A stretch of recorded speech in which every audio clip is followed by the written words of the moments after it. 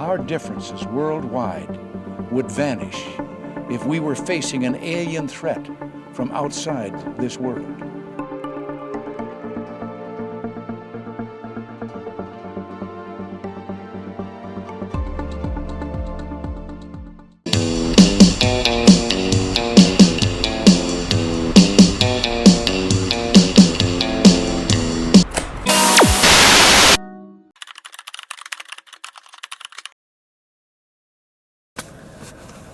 Hello, and welcome to Moonlight Confidential. I'm Rob. I'm Yvonne. And today brings us to Pine Bush, New York, a town that seems to have embraced its history of UFO sightings. We're going to visit the Pine Bush UFO and Paranormal Museum, and then we might do a little sky watching later. It's interesting, we do a lot of traveling in this area, and we'd never heard about this before. So hopefully it'll be pretty interesting to check out. And I don't believe they allow any filming in the museum, so we'll talk to you here, and then we'll come back and give you our thoughts. Yes, hopefully we can see real life UFOs, maybe even aliens. Yeah, maybe later we'll do a little sky watching. Yes. And then we'll, of course, have to have dinner at the Cup and Saucer diner. Yes, that'll be interesting. All right, so we're going to go check out the museum, and we'll let you know what we think when we get back. After the museum, we found this town's history is stranger than we imagined. People here have reported more than just lights in the sky. There are stories of the ground rumbling, strange energy fields, and even high levels of radiation where UFOs are said to appear. Some believe these craft tap into crystal quartz and fault lines as a power source. Others think something even stranger is at work. And it's not just UFOs. This place has sightings of everything from ghostly apparitions to even Sasquatch. The highlight, a chilling recording of what some believe to be a real Bigfoot howl. Whatever's happening in Pine Bush is not just one mystery, it's all of them.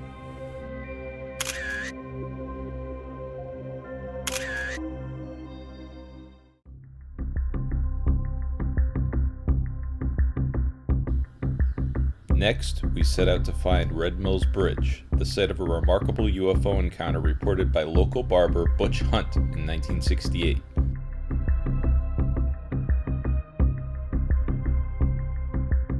According to Hunt, he was in a car with 4 others when they spotted a circular craft hovering near the bridge.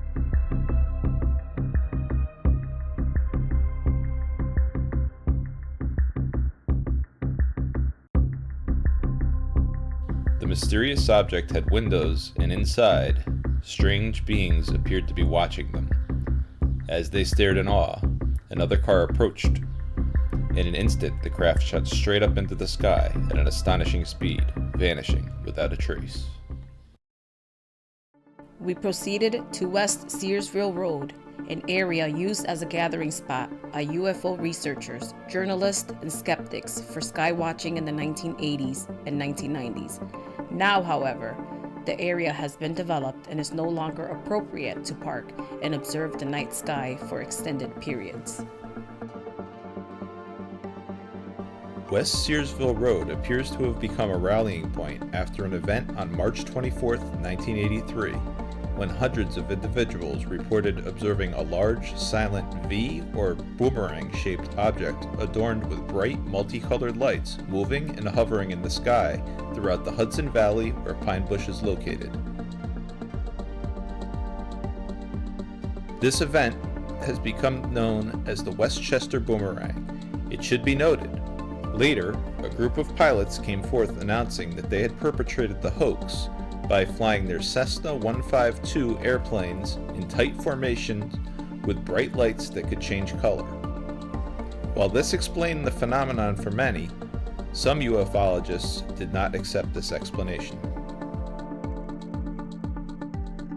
More recently, on August 15, 2015, a family observed a metallic circular disc hovering in the field behind their house. Their teenage son complained of feeling sick after the incident. Later, an investigator from MUFON, or the Mutual Unidentified Flying Object Network, examined depressions left in the grass by the craft. The investigation revealed radiation levels to be above normal.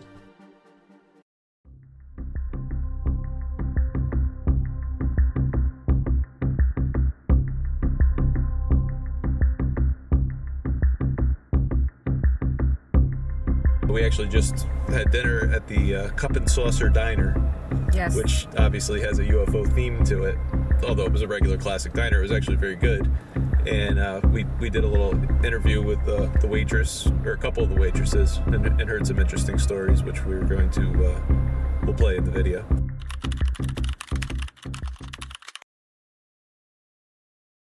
So I was coming past the high school, and on the left-hand side there's an open field. So I was looking over and I see this bright light. It's like this big. And I'm like, it can't be a plane, because the way the light was as big as you think it was like an army plane, like one of those big carrier planes. I'm like, what is that? I'm telling you, and it never moved. There was like, it looked like there was three, and it was dark out, but there was no noise. No noise. I just kept going because I was like, I'm getting home. Nobody's taking me today. But you can't tell me that the way the light was, it wasn't like a tractor in a field, nothing. And there was more than one, but they were big. They were like this big, each light. And the lights were moving themselves? The light, I couldn't see if they were moving because I just drove by. But you could, like in the darkness, like it looked like a cylinder. Something was going like this. I'm not even kidding you. And this was like a year ago. Okay. Yeah. Wow. So 2024? I think so, yeah. It was too big to be a plane, and the field is not that big. So if it was a plane to land, it wouldn't have fit there. And it was above so if my car is here, the way I'm looking at it, it was down below the tree line. It was so weird. My only other experience was during the daytime, but it wasn't even here. It was in Goshen. I was coming. How far is Goshen? 20 minutes. Okay. 25 minutes. That's still the Hudson Valley? Yes. Okay. And I'll never forget this one. This is 20 years ago. So it was during the day. I was going home and I was at a red light. And I looked up, and this one was cylinder, like you know, the Tic Tac, Yep. a silver Tic Tac. And as quick as it was there, it was gone. But that's exactly what it was. Because there was nothing, it was a clear day. During the day. With our appetites satisfied after a hearty meal at the Cup and Saucer Diner, we set out for our final destination of the evening, a secluded dirt pull-off near Congregation Beth Hillel Cemetery just off Route 52. Locals refer to this stretch of road as Area 52, a playful nod to Area 51 in Nevada. But unlike its famous counterpart, there are no barbed wire fences or government secrets, just a quiet road, an open sky, and a long history of unexplained sightings. From what we gathered, this spot offered one of the best vantage points for observing unusual aerial phenomena. Reports of strange lights, hovering craft, and silent formations have persisted for years, with many of the most compelling encounters happening near the cemetery itself. With the night settling in around us, we pulled over, killed the headlights, and let our eyes adjust to the darkness. Would this be the night we finally saw something for ourselves?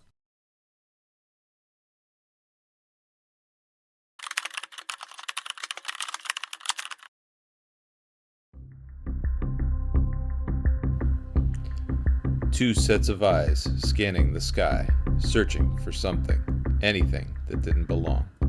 Pine Bush has a reputation, a place where the unexplained has a way of showing itself to those who are looking. We sat, we watched, and we waited. A plane from Stewart cut through the night sky, but beyond that, nothing. Maybe tonight wasn't our night, or maybe whatever's out there just wasn't ready to be seen.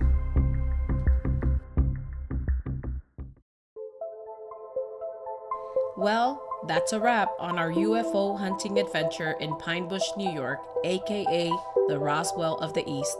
From its rich history of mysterious sightings to the quirky UFO Paranormal Museum to a slew of alien-inspired businesses, it's easy to see why this town's got a cosmic reputation. Sadly, no flying saucers buzzed us this time, but the trip was still worth it. Hopefully, we can make it back for the annual UFO Fair on June 7th. If you enjoyed tagging along, hit that like button and subscribe to Moonlight Confidential for more mysterious adventures. Until next time, keep your eyes on the skies.